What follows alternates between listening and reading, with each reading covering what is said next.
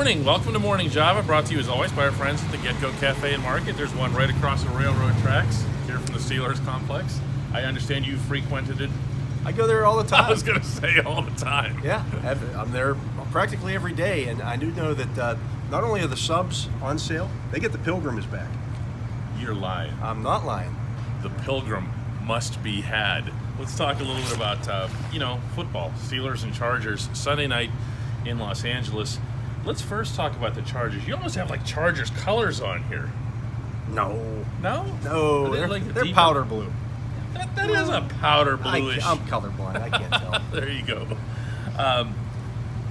That team is not in great shape, are they? They're not. The offensive line was already missing left tackle Russell Okung. He was maybe their best. They're definitely their best tackle.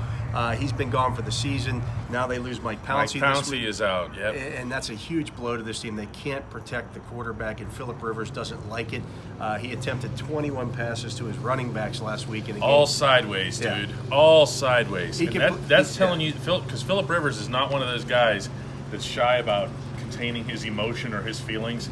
That's Phillip Rivers saying, what do you want me to do out here? Yeah. What do you want me to do?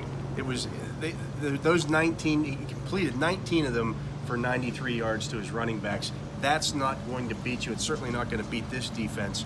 So the defense should be able to hold up its end of the bargain this week.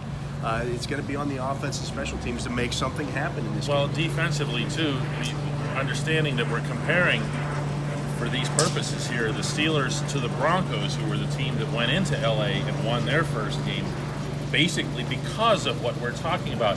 I'll take the Steelers' pass rush over most pass rushes in the NFL, but especially over Denver's. Yeah, I mean, if you look at the Steelers' pass rush, I sent out a tweet today. They've got 19 sacks by 9 different players. It's amazing. They've got 3 guys with 3.5 sacks right now. If you look at the Denver pass rush with Chubb out, it's basically Von Miller and nobody else. Right. And you can double Von Miller, right, and you can double anybody. I think it's these guys. No. It's going to be really. It's on the offense to an extent, but really the defense is going to be the one that's burdened with winning this game. And special teams. And special teams got to be a factor. Yeah. Hunter, we're going to see Devlin Hodges make his first start on Sunday against the Chargers. Even if Mason Rudolph is cleared, he's not going to play in this game because he's not going to have taken any of the first team snaps. Mm-hmm. I laid it out on Thursday or on Friday for the Friday Insider what the process is here and what this is going to take, and he's just not going to be ready to make a start on one day like that. Sure, and that just continues the tumult at QB for this team so far. I mean, you go straight from Ben into Mason, now into Devlin. So who's up next is who you should keep your eye on, right? Well, this is only the third time in a non-strike year since the NFL merger in 1970 where a team will have 2 quarterbacks make their initial start, their first ever start in the first 6 games of a season. That's an awesome stat. And I got to say on Devlin in particular, and I wasn't alone in this sentiment. I'm not going to act like I saw something, but throughout training camp, he was a guy who I thought should have made the team over Dobbs to begin with. I really liked what I saw from him. I know the arm strength isn't there, but it just looks like he makes such good decisions. And the offense did kind of open up a little bit when he came in. What are you seeing from him in that regard? He is a decisive thrower of the football. Is he going to be limited somewhat the more he plays? Yes, because he just doesn't have the arm strength. Mm-hmm. Right now, I think for a 1-game setting here, they're not going to have a big book on him. Now, if he were to have to start several games, I think that would start to show itself. When you step into a game against the Ravens with your third-string quarterback, they're going to be surprised when you're throwing the football. Sure. And they were surprised when he was throwing the football. So I like Devlin Hodges, but I'm going to tap the brakes a little. People comparing him to Bubby Brister, it's only because he has a southern drawl and they both wear the number 6. Bubby had a big arm. Or Drew Brees. Devlin does not. Drew Brees is the other guy. So I'm like, we're talking about Hall of Fame. Yeah, for sure.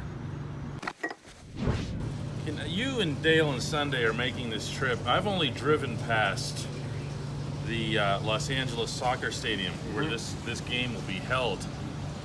I can't even picture an NFL game being in a place that holds, like, what is it, 20,000? At Highmark Stadium, basically? You think? Yeah, I mean, bigger than that. I know. Still, like, what are we talking about here? I don't know, man. And it's interesting to me is how they always say the away team packs that stadium more than the Chargers. Like, there's literally nobody cares. All the Chargers fans by the way, live 2 hours to the south. As long as we're cleared on that, Right. that's where the Chargers belong. But that aside, Yeah. I just wonder, just for fun here, Devlin Hodges, FCS, 1AA, whatever you want to call him, quarterback. That's actually his kind of stadium, right? gonna Like, feel I mean, right just in a up. picture, man. Be He's like, yeah, man, where's the Marshall Thundering Herd? As soon as Yeah. he comes out there, it's gonna be like, this is really cool. Yeah, it'll be like a duck in water, like they say, right? No, I want you don't to say slap. I was that. like, are you gonna Stop slap that, me after man. that one? Yeah.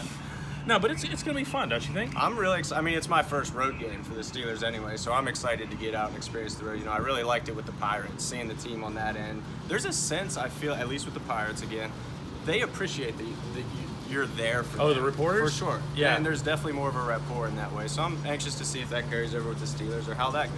See, all that happens to me when I go on these trips, and I'm going to Minneapolis and Winnipeg, is that I just get so much abuse in that room. Like, really, dude, you have to make the Winnipeg trip every time? Oh, it's your city, though. Yeah.